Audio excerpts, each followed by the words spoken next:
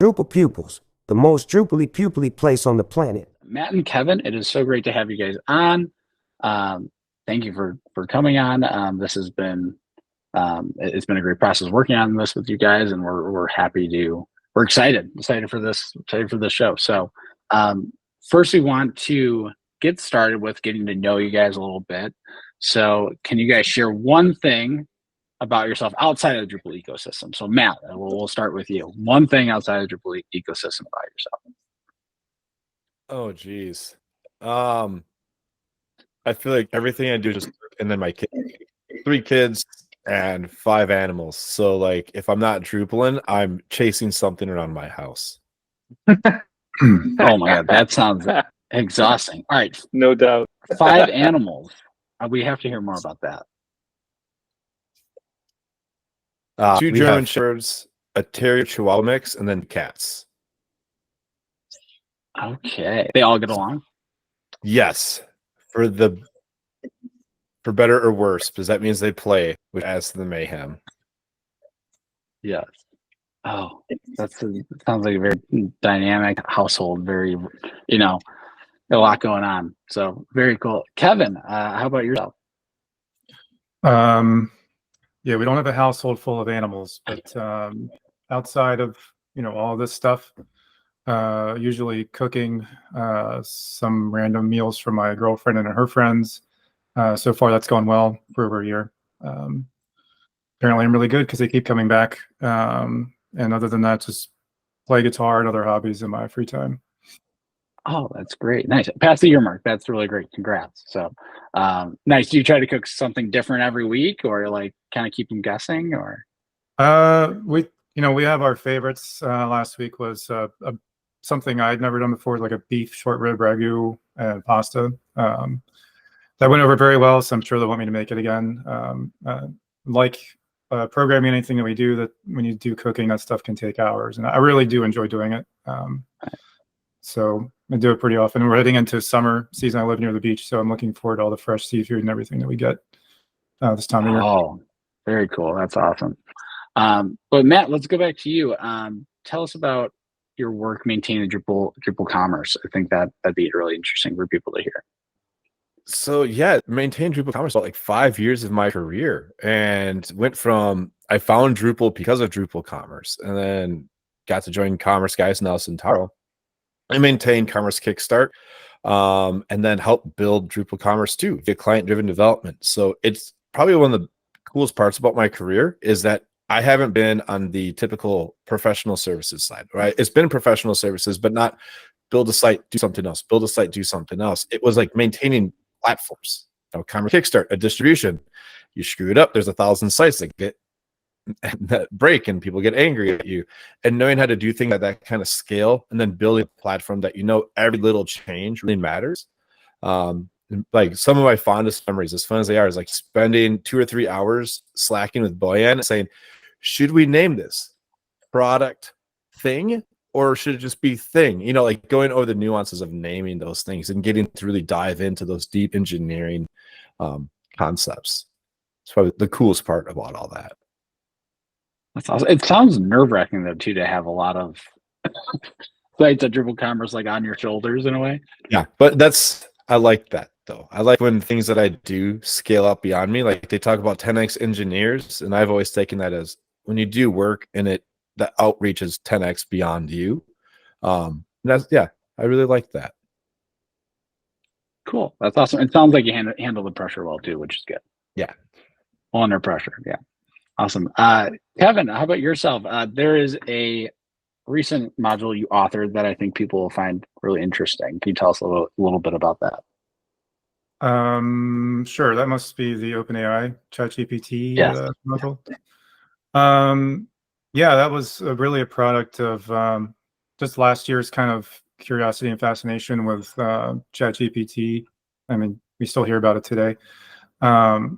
I started making that just because I'd heard people talk about ChatGPT, and really before it kind of took off, I think, early last year. And we were kind of right there at the start for exploring what it was capable of beyond just like the chatbot aspect. So that module brings in various aspects of its API into Drupal to kind of see like from a CMS perspective, how might this look? How might it augment the day-to-day kind of content creation? We recently, maybe a month or two ago, added a sub-module that integrates with ECA. If you don't know, ECA module, event condition action.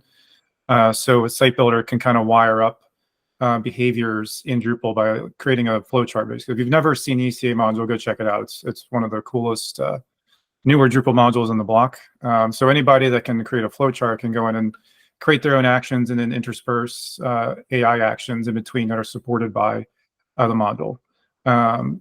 You know, I just created it just from out of curiosity, and it just got really popular. And I see it's got over 650 installs and tons of stars, and people ask about it all the time. And really, really cool stuff. Now, if you look around at other CMSs, there are CMSs that are totally headless and AI based, or they got AI tools baked in. And I think Drupal may have been one of the first, at least the first open source CMS that had a lot of kind of out of the box offerings with this module just to demonstrate. And people are using it in production as well, which is, you know, blows my mind. I never thought it would go that far, but yeah, it's definitely one of the most popular ones that I put out there.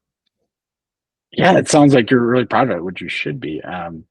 That's become so popular, and like it seems like not in your wildest dreams did you think like just creating it would become what it is. So yeah, there's a pretty budding sub community in AI that I see. There's a couple other modules. I think there's like AI interpolator, augmenter, and a couple others, but there's definitely avenues of like what I made is definitely for content creation, content management, content writing, because I do a lot of that in my spare time as well on my site and for our company site. And writing is hard, as I'm sure we'll hear later in the podcast.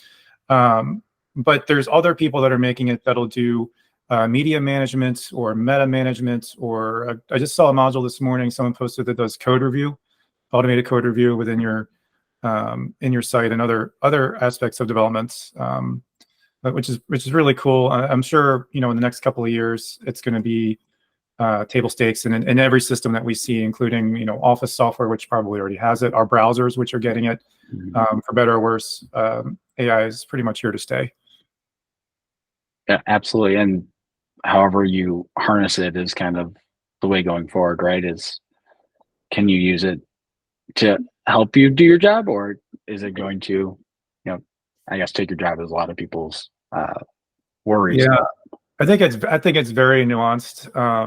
You know, the thing about AI that a lot of people, the first time you use it, it's very magical. I think that's like the universal thing of it. But then over time, you realize it's not an oracle. It doesn't know and doesn't have like 100% truth and fact on everything. It's really just stringing together, based on the data set it trained on, what it thinks should come after every word, which is too hard to explain on just this podcast. But so what you're reading may not be correct. It's just what it thinks is correct based on it. So if you train it on a bunch of crap data, like a bunch of old blogs, a bunch of old PHP blogs from 2005, everything you get out of it is going to be old PHP 3 and 4's bad examples. And it's going to make it sound so totally right because it's so confident in the way that it gives you the result. So I think people should be really, really cautious about, you know, we're going to integrate AI into our entire company stack. It's like, well, just be weary of data going in, and plus what it's feeding back to you is not always correct. So when people say it's going to take all of our jobs, I just don't see that happening. And one good comparison I would say is, well, autopilot was invented. We didn't just eliminate all pilots forever, and planes don't fly themselves. And, you know, we still need people making sure that the systems that might be running for us are doing the correct thing. And if they're not, we have a way to correct that as it's happening. So I don't think AI is going to wipe a bunch of jobs out. I think it'll change them in some way, but not totally eliminate positions and make people unemployed. That's a great example of explaining AI. Yeah, autopilot. The pilot scenario. That is, I've never heard it explained that way, but it's a great way to put it. Yeah, actually, a magical experience. I think it is like that. But it is how you train it, right? It's how you train it, and you can train it to do the wrong thing or give you the wrong information. So, Andre, go ahead.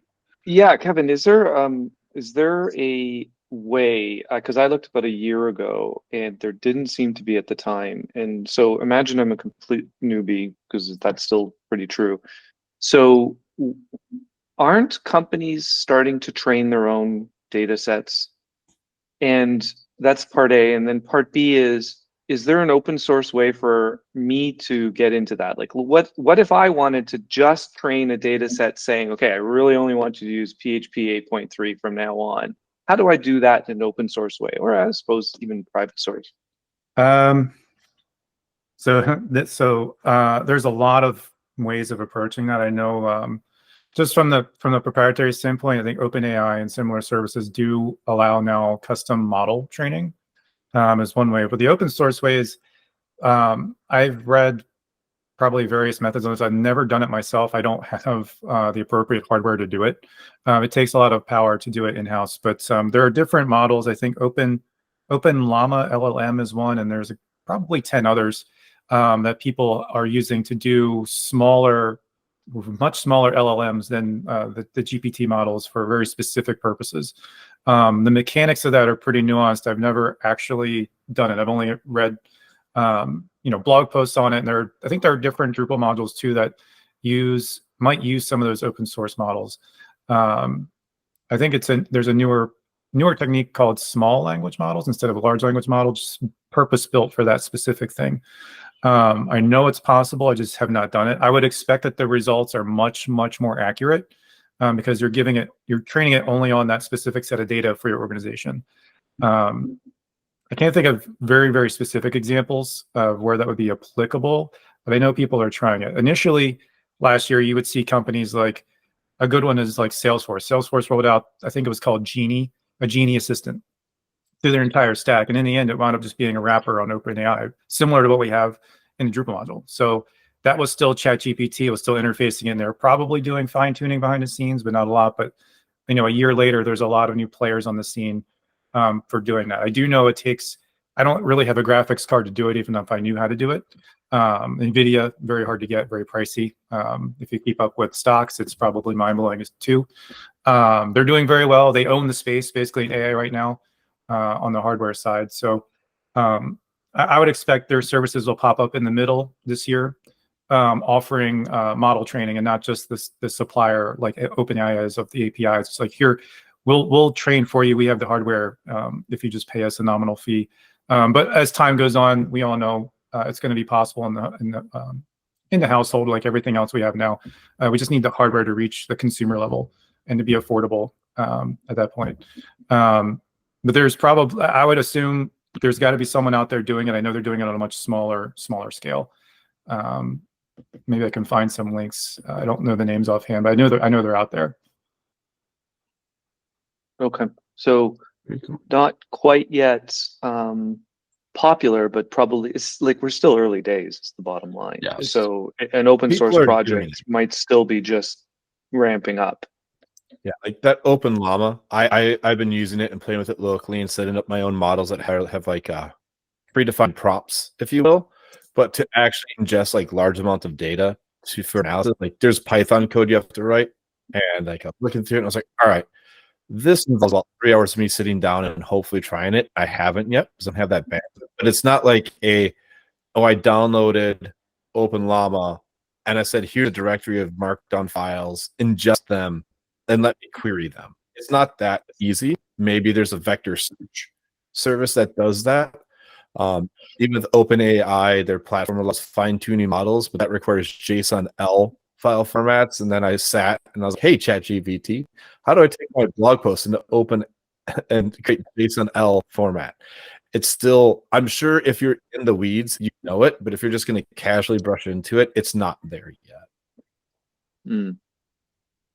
Seems like it'll get there one day, though. Yeah. So it's, early days to Andre's point. So cool. That is, I mean, it was a great conversation to have, and we can even touch on more of that in the Q&A session at the end as well. But let's move on to the book, because that's why we're here. So Matt and Kevin, you guys wrote the Drupal 10 cookbook. So, and for all you didn't know, Matt actually you wrote Drupal 8 cookbook by yourself, correct? Yeah. Yep. So the Drupal 8 and then the second edition, which was basically like Drupal 9 development cookbook. Okay, cool. Well, we'll get into that a little bit as well. I do have a question on that. So motivation, and we'll start with Matt because you guys probably both had a little bit different motivations. So Matt, what was your kind of motivation for writing this book? Yeah, so for the Drupal 10 one, it was just they approached, and Drupal 10 was coming, and the Drupal 8 Development Cookbook was geared towards, hey, Drupal 7 developers, I know you're a little cautious and unsure about Drupal 10. And I wanted to drop that. Like, I think there's a really good article going around, like, it should be called just Drupal. And like, let's stop talking about 7, 10, whatever else. And that's where I thought the approach should be. It's like, let's market as a well-rounded resource for anyone that's using Drupal. Let's not just say, hey, Drupal 7 people. It's like, what if they're a Laravel developer? What if they're a JavaScript developer? What if there's somebody new? Let's make it something that's approachable for everybody and a little bit more evergreen. I know the book says Drupal 10, but really, with how we've structured Drupal to be now, it should be pretty evergreen and approachable for any background. Very cool. That's, I mean, reading the parts of the book, that's what it seems like. It is very much like, we'll get into it real scenario based and like be easy to pick up for people. But that's super cool that you have that insight. Kevin, how about you? What were kind of your motivations and coming into writing with Matt? Right. So writing a book for me was something that was on my bucket list for a while. Time, of course, is an issue, like with most things. When I heard they needed assistance, or Matt needed assistance kind of completing the book, with the Drupal 10 it was pending release that year. I really wanted to help see that through, as I know, like Matt was mentioning, it's very critical that we have material out there on Drupal itself. Back in the 6 and 7 days, there were lots of books, right? Lots of books on Drupal on various topics, from site building to development, and even ones on high performance Drupal sites and all those different topics that, over the years, that's kind of gone down. I would like to see that come back. So when I heard they needed help finishing this book, I wanted to jump in and do it, and see that through, as I knew it'd be very important for people that are still transitioning out of 7 and 8. I know, having gone through that in 2015, I know it can be really challenging if you're not used to the style of programming or the terminology or the techniques that are required for doing modern Drupal development, or modern Symfony or modern Laravel. It's all kind of similar at this point, but especially in Drupal's case. So having a material, having a physical book or even an ebook is important. So I was really motivated to help get that in there, and also help fill out the topics that I think aren't necessarily talked about too much, like testing or migration, or some of the more advanced things that may not be used or understood, or even people know about in Drupal. Migration framework might be one of the best kept secrets, in my opinion, of Drupal at this point. The amount of things you can do with it, the amount of sources you can migrate in from, make it very easy. And we have a chapter dedicated on that, chapter dedicated on testing, multilingual and workflow, and other other great topics I think Drupal is really excellent at, but may not be as known for as its other aspects. That's great. Well, you got it checked off your bucket list. That is great, and you did a good job at it, Kevin. So, and actually, that's what I want to get into next. How did you guys decide on who was writing what? Kevin, you mentioned it sounded like you wrote specifically a few chapters. I kind of want to hear about that. So, Matt, actually, let's start with you. What are things that you more concentrated on, and kind of go over those?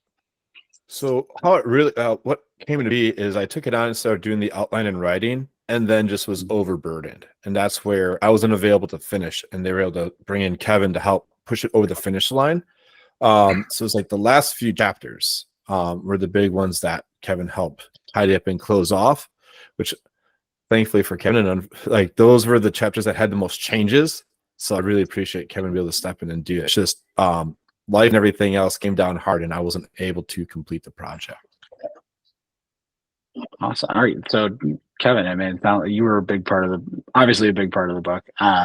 Can you kind of explain what was that like coming in? How did you find the opportunity as well? Like, who approached you? So the book is published through Pact Publishing. They do a number of technical publications on their site. Had chatted with Pact a couple times in the past about doing a book. It just never kind of came through. Either I didn't have the time, or I didn't have kind of the right subject matter to do it. And this time they reached out, explaining the situation that Matt just explained, and all kind of this time everything lined up. Unfortunately, the chapters, the back half of the book that they needed to have complete was things that I do on a daily basis anyway. So I didn't for me, like writing it seemed like it would go a lot faster than if I was coming in cold and like having to write about things I had never done before.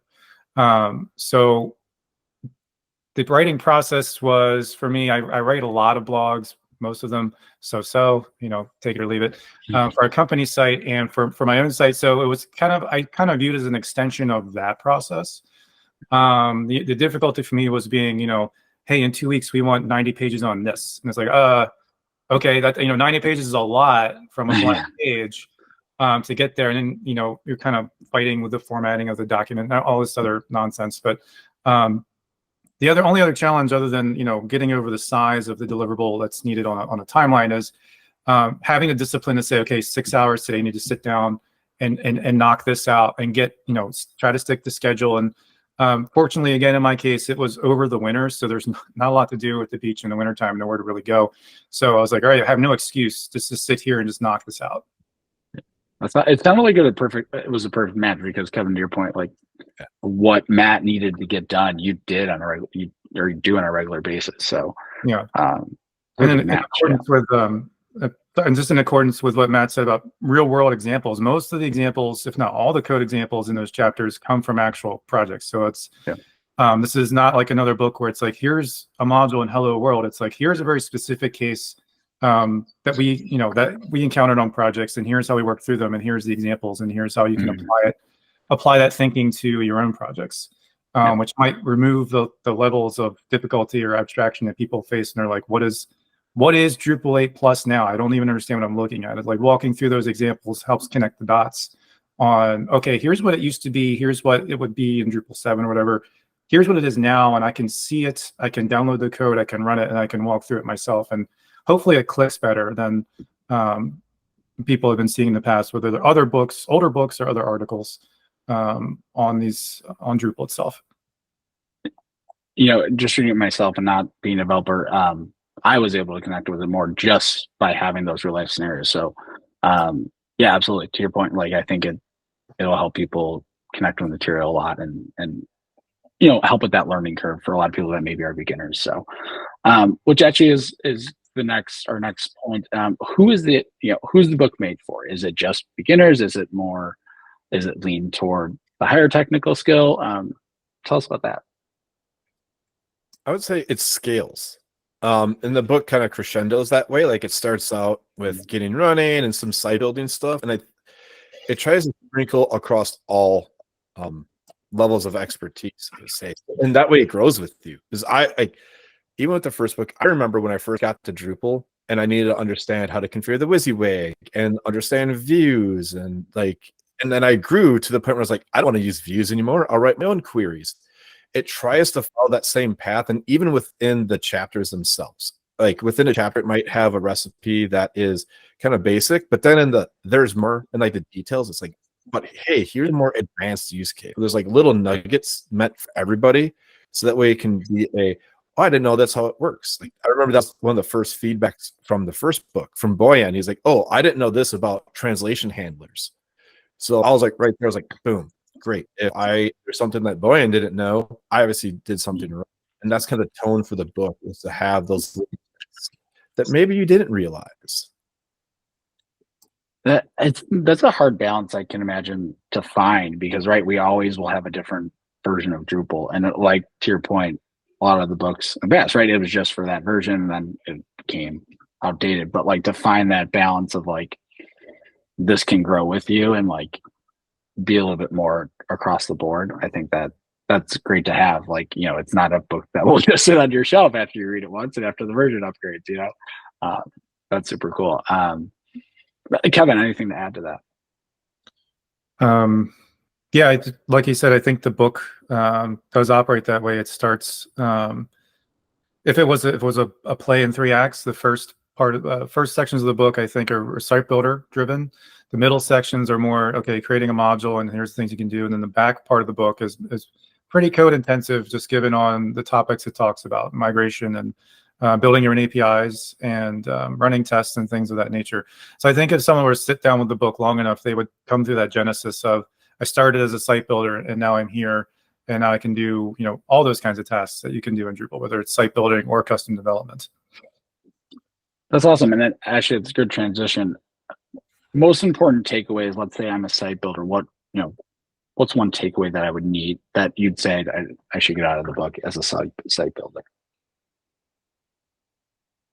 As a site builder, well, if you're a first-time site builder in Drupal, obviously the most impactful things you're going to learn is how to create your content types, create the views, and then tie that together and kind of see that in action. I think for people that are newer to Drupal, that's probably the most magical part of the CMS you would see. Because the ease of just putting that together and stringing together data and creating the reports and bringing that together is really easy in Drupal. It was true way back in Drupal 5 and still true today. I think it's still unparalleled and unmatched in the open source world. The site builders can pretty much do a lot from that aspect in Drupal. If they know how to download contributed modules and configure them in Drupal, they're going to be pretty powerful owner of their site. It's not a depending on what you're building, there's definitely going to be some challenges and hurdles. But I think site builders that use this book and the other material out there for Drupal 10 can get acclimated quickly, whether they're coming from older versions or they're brand new to Drupal. I would second that. Nice. Matt, anything? Oh, go ahead. We don't shy away from the command line either. And I know for some reason that has been like a tension in Drupal, but it's like if you build the JavaScript application, you use NPM. If you work with Laravel, you use Composer and Artisan. So like the book doesn't shy away from that because that's just a tool. Like that's how you work with Drupal. That's how you work with software. And I think like if there are like site builders who approach and like, oh, the command line, it helps introduce that. Because again, I remember learning Git in the command line, their Drush command. It's like, I don't know this, but it's just practice and becoming comfortable. And the book does walk you through it. Like you're using the command line in the book. And it's not like scary examples. It's just installing modules, adding modules to your code base, things like that. So it can help you become more comfortable doing those operations. Which I go back to DrupalCon last year, where Drew said, I mean, that is what Drupal is geared towards, right? The site builder that knows a little command line and is comfortable in that environment, but may not be an expert in that environment. So it seems like the book kind of lends towards that, which is right, that is what Drupal's geared towards. So really cool in that aspect. On the developer side of things, what do you think is the most important takeaway for a developer? I think the testing chapter, because not enough people write tests and they don't know how to approach them, or they're kind of like, it's like a black box and don't want to jump in it. And I think it helps really lower that barrier so that way they can have confidence in the code by putting up tests. Mm-hmm. Cool. Kyle, you're a developer, man. Anything to add on that? No, yeah. I mean, yeah, we definitely do not write many tests at all and haven't in a while. So yeah, I agree with that. It's something that I want to learn more about and dive more into. And I think that's a good point. So yeah, I'm excited about the book. I haven't got to get it yet, but I'm definitely going to be getting a copy. So cool. And one last question on in this part, what, touching on the real world scenarios, what was it like building those out in the book? How did you gather those? I feel like that was probably an interesting process. Yeah, I know on my side, it was extremely difficult taking a real world problem at times and find a way to condense it into the format, because each problem could be a book or a chapter of its own, but instead it's like I have a chapter and there's 5 concepts in it, and then that real world example has to transcend all 5 or somehow pluck out into that one option. So it was challenging on my side at least, Kevin. I don't know if you had a little bit easier of a time. Yeah, that is definitely the challenge. I was thinking about, there's a chapter on migration, and I'd almost say every single example came from plugins I had to write on specific client projects. So trying to find the smallest ones, because we did have a length format issue. We couldn't go too long on the chapters, but trying to find the smallest possible example that had still had a maximum impact on, like, if you were to read it, can you come away understanding what we're talking about, and also going off and doing it on your own. So those code samples in the migration chapter and also the testing chapter came from that. As here's small bits of code and how they build into the larger pieces to build them. But like Matt said, even those two subjects, migrations and testing, like that could be its own 400 some page tome on how to do it. So it is challenging to compact it down, but just given from the feedback I've heard from people, it sounds like we did a great job at condensing the information into a consumable format that you could walk away from the book and kind of do things on your own. Because think of it, it's not just explaining like somebody's the problem. It's in this particular format doesn't feel like hello world once you break out, like in the creating like field types and field widgets. It's like, all right, that actually builds a cohesive story, but it's figuring out how to take that real world example and why you need to build a custom field type, but then in different sections build on each other when it's supposed to be picked up, and you could read one section and go forward. Like these should be isolated enough. So it's just really figuring out how to be good at storytelling at that basic level. Yes. Yeah, everything in the book, to your point, Matt, really flows together, and those you guys did a good job at tying those the scenarios, which that I can't imagine how hard that is. So, but yeah, it was great. It was great work tying those together. So with that said, we do want to move into one chapter. I know we're a little bit over time here, but we're going to move into one chapter, which I think is super important, which is chapter 3, displaying content through views. Matt or Kevin, either you can answer. Can you guys, we have a lot of experience developers within Drupal on here, but can you share kind of why the views module is so powerful and what is behind it? Do you want to go, Kevin? I can. I'll let you go first on this one. So it's one, like, as much as I try to avoid using views on a day-to-day, just because I can build it in code, it is like, how does Drupal not on top by the fact we have a visual query builder? Yes, the UI is really hard to use, but like if you need to build and display content, we have a whole UI to do it and build SQL queries. And that's like the real big power of Drupal. So that's why there's the whole chapter on it. And especially why I wanted to bring in the part about using the charts module with the views. It's like, oh, right, creating charts is a pain. Like doing it by hand and putting the data mess into JavaScript. But in Drupal, we have a framework using views to just create a chart. And I think that's pretty wild. And that is super useful. And the idea being, we're in a marketing challenge with Drupal against other frameworks. It's like, oh, well, our code is so elegant and it's easy to do. It's like, yeah, but did you know that with a few clicks, you can build a chart using a UI and then export that to config and deploy it to production? And so trying to, even though it's a book, even though it's locked away, but that still tells a story that we can teach people on, and that can be used to help promote why Drupal is a super competitive platform. And that's why this chapter was like really important to me.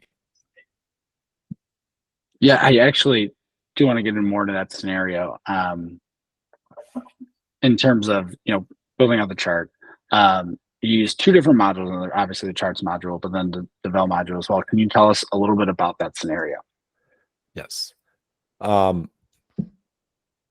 Actually, I don't remember the devel part, so I'm gonna need a refresher there.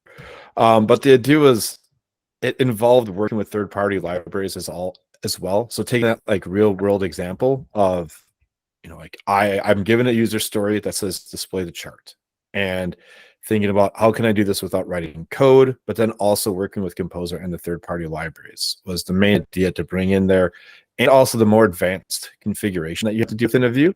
So I believe this then ties into the row formatters, or it instead of just saying, here's how you list content, it starts diving into a few more of the levers that you can pull when configuring a view. Besides just saying, hey, that list of articles, well, you could add a class. Like, ooh, like, no, it's like, oh, you can actually build these plugins. Maybe it inspires the developers like, oh, well, I could take the same idea and write my own to achieve the user story. I don't need to display a chart, but I need to customize how the thing is listed. Instead of writing the query myself and creating the list builder, et cetera, I just write a views plugin and just kind of giving that inspiration along the way for that. Cool. Kevin, anything to add on that?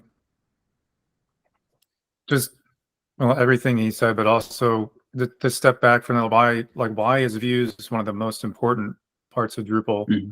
And still, as I think I mentioned earlier, it's still unmatched in the open source CMS world for what it does and the ways you can extend it and make it do what you need to do.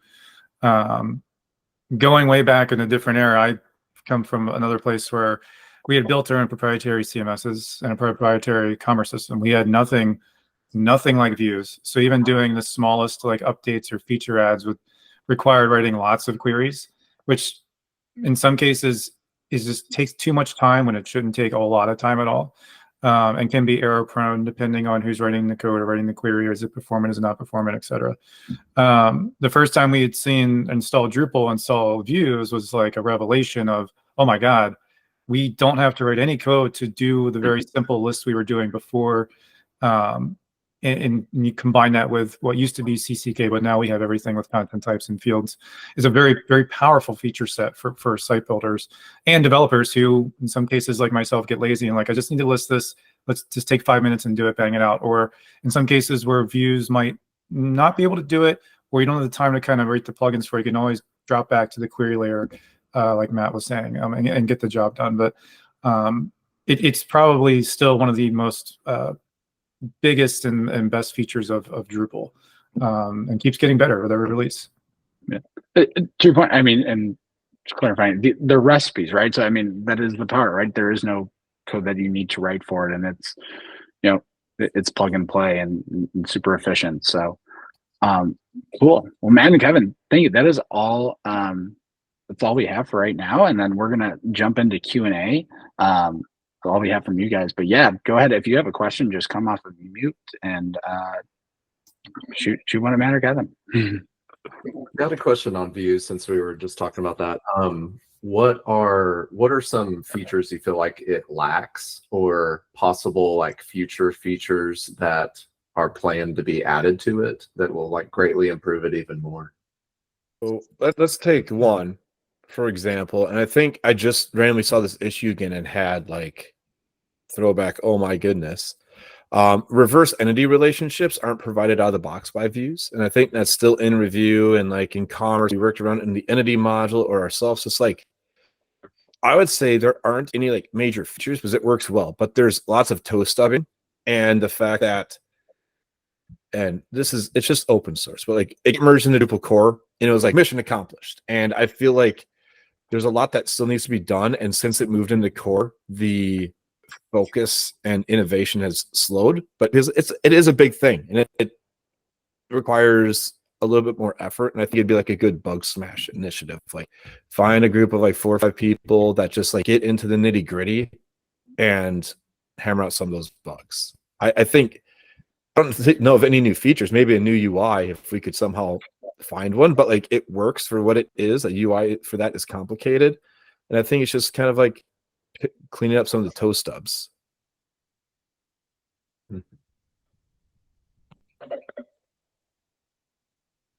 Kevin, anything to add to that before we move on to Andre's question?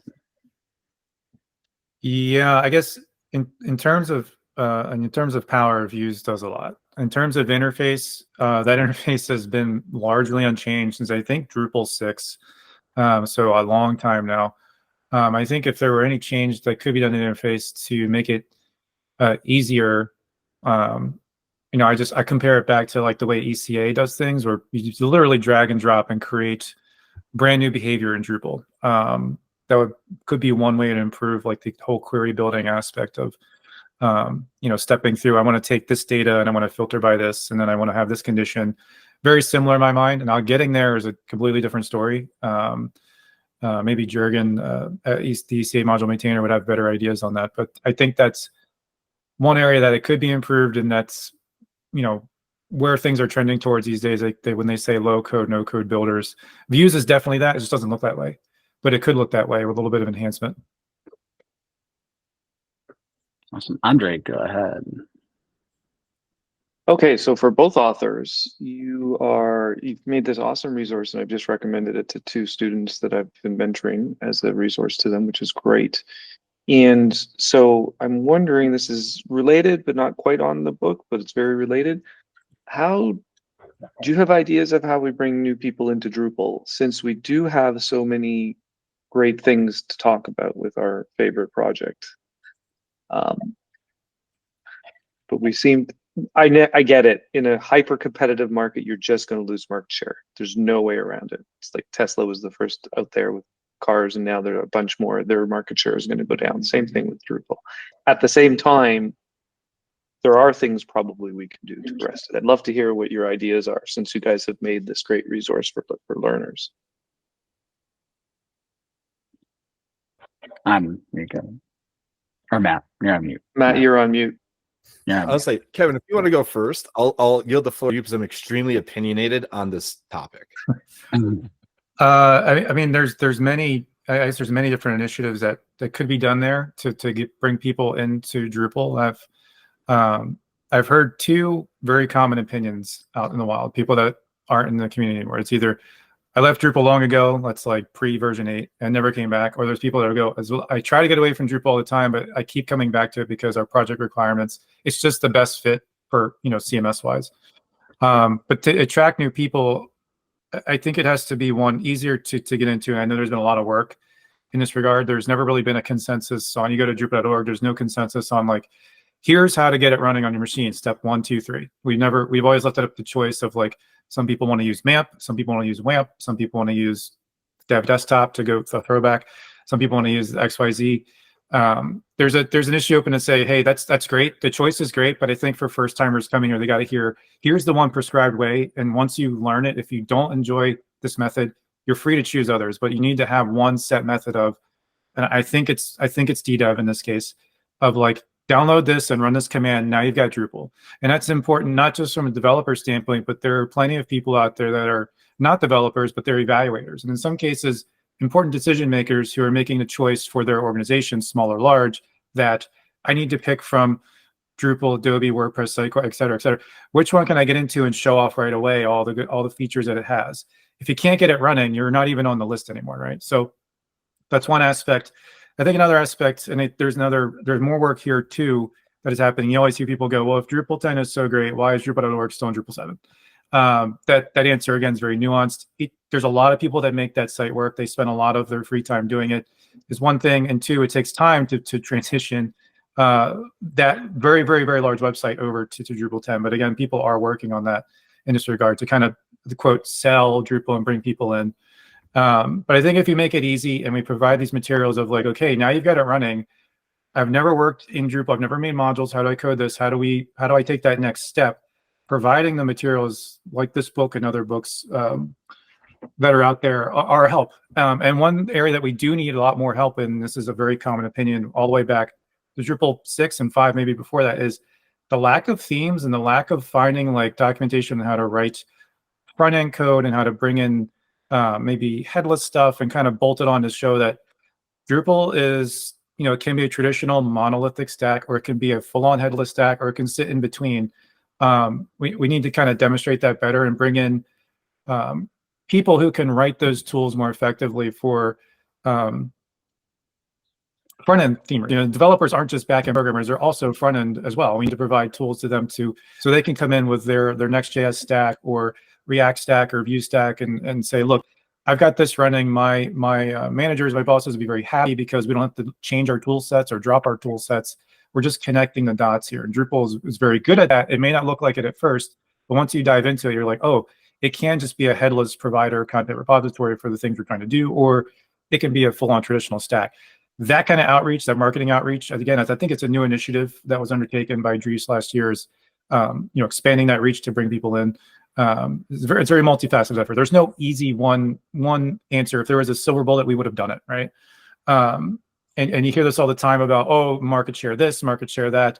But I think that stuff is true of any software. It all ebbs and flows, right? At one point, Windows was the #1 in the world. Now we got a large percent of the people on Apple and a large percentage of people on Linux and other different operating systems. So it ebbs and flows. And will Drupal have its peak like WordPress? Maybe not. But does that mean it's inferior? Absolutely not.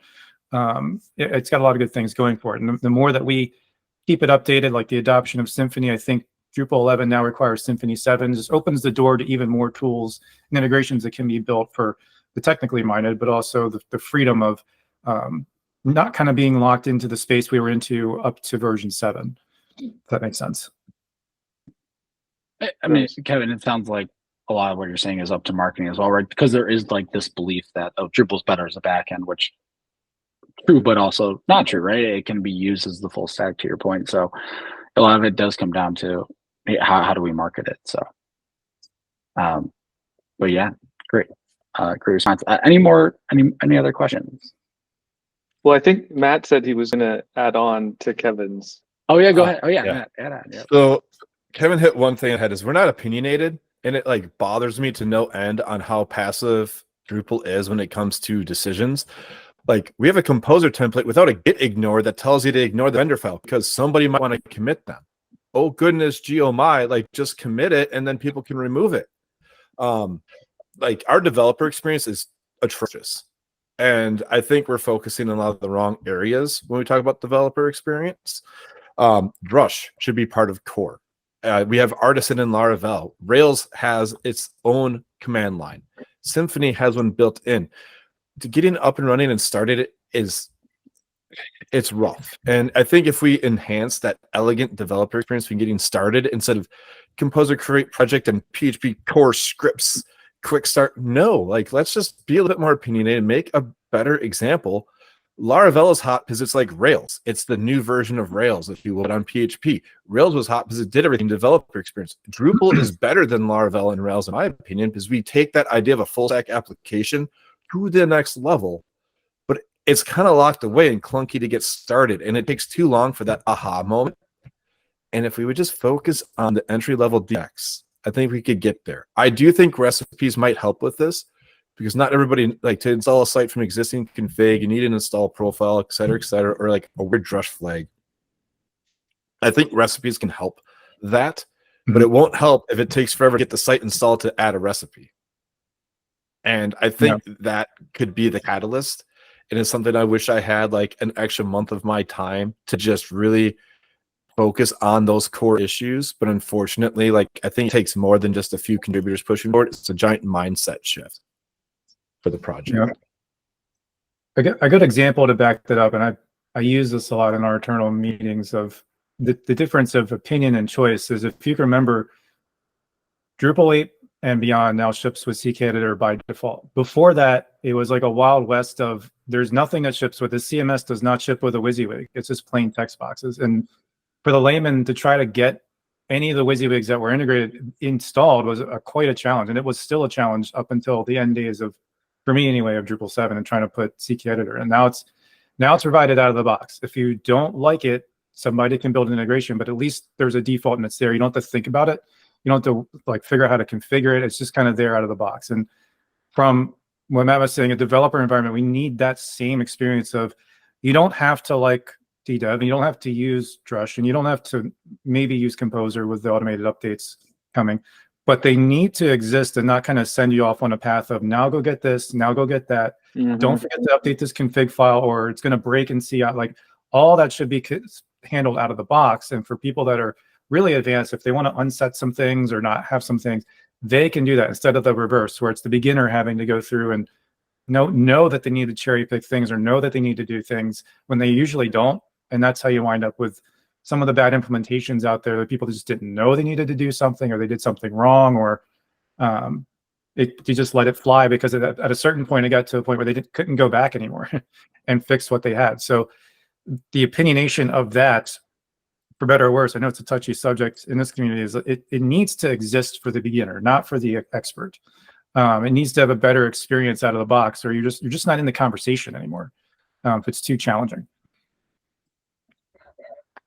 Yeah, agree. There are way too many decision points. I tried to follow the instructions on Drupal.org for installing, because I wanted to pretend I was one of these new students I was mentoring. I was like, this is disastrous for a new person.